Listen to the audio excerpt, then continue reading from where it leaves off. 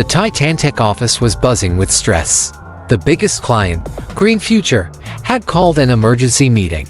Everyone was talking about Project Nova, a renewable energy system that was supposed to be revolutionary.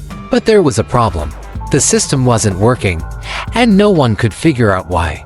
Sarah, the intern, sat quietly at her desk in the corner. No one noticed her as usual. She was the girl who fetched coffee, made copies, and stayed out of the way. But Sarah had been secretly studying the Project Nova files in her free time.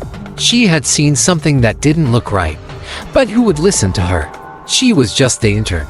Inside the meeting room, Mr. Harris, the CEO, was losing patience. "If we don't fix this today, we're done.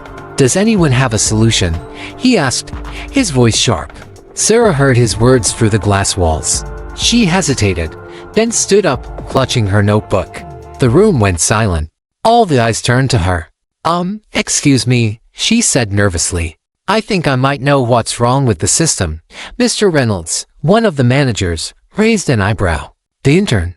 She opened her notebook and pointed at her notes. "The energy flow design is overloaded. If you add a secondary loop here, it will balance the system." The engineers stared at her drawings. "Wait, she's onto something," one of them said. Mr. Harris nodded. "Let's test it." Hours later, the system worked perfectly. The team cheered. Mr. Harris smiled at Sarah.